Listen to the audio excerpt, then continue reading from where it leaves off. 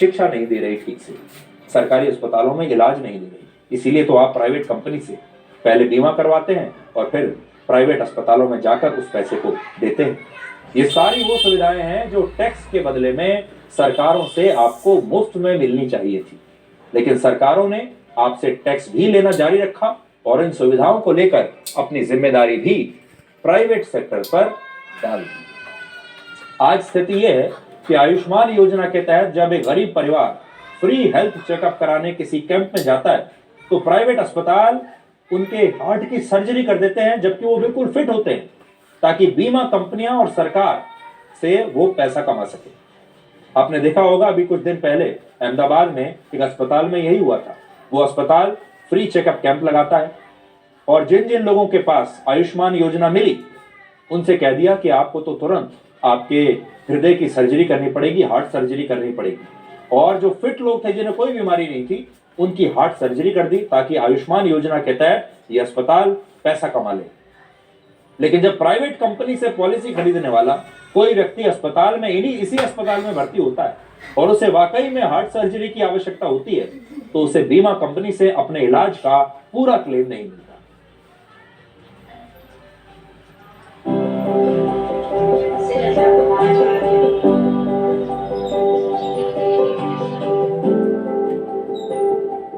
जी, हम 18% जीएसटी पे करते हैं। पिछले 10 सालों से हम जो तकरीबन 10-10 लाख की हम इंश्योरेंस लेते हैं, जिसमें कुल मिला के 5,500 जितना तो हमारा जीएसटी आता है।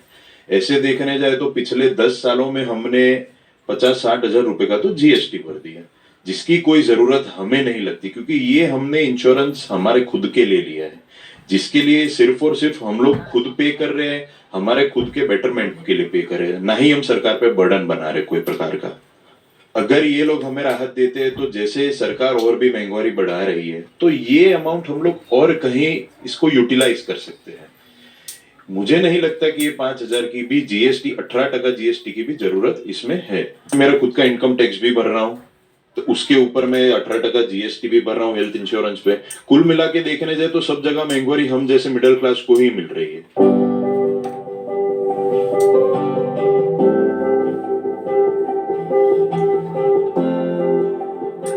हेल्थ इंश्योरेंस जब हमने लिया था तब उसका प्रीमियम 15,000 था।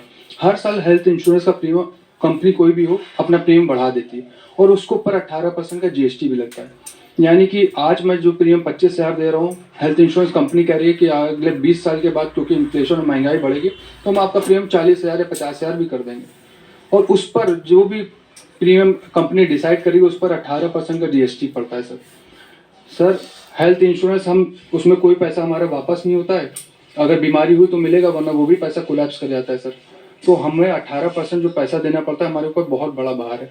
हमने एलआईसी की पॉलिसी ली, उस पर टैक्स दिया सर, कपड़े लेने जाते उस पर टैक्स दे रहे हैं, खाना खाने गए उस पर टैक्स दिया, हेल्थ इंश्योरेंस की पॉलिसी पर 18% का टैक्स दे रहे हैं। हमें मिला क्या सर? सरकार से हम ये पूछना चाहते हैं। जिस महीने हमारी किस्त जानी होती है तो उस महीने हमारा बजट थोड़ा सा हिल जाता है, क्योंकि अगर हमें कुछ भी करना है तो हमें सोचना पड़े पहले हमें प्रीमियम देना है, वो तो हमें देना ही है। अब जैसे हर साल प्रीमियम बढ़ेगा तो उसका भी हमारे ऊपर प्रभाव तो पड़ेगा, क्योंकि हमारी सैलरी तो इस हिसाब से बढ़ ही नहीं रही है ना। तो हमें इस बात का भी ध्यान रखना होगा कि क्यों हम जीएसटी दे रहे हैं, उस जीएसटी का फायदा क्या हो रहा है, हमें ये भी हमें पता चलना चाहिए। लगभग 5 से 7 साल हो गया है इंश्योरेंस का यूज़ कर रहा हूँ मैं, और इसका प्रीमियम लगभग जो है एक एवरेज तो 14,000 के समथिंग है कि वो इसके प्रीमियम आता है।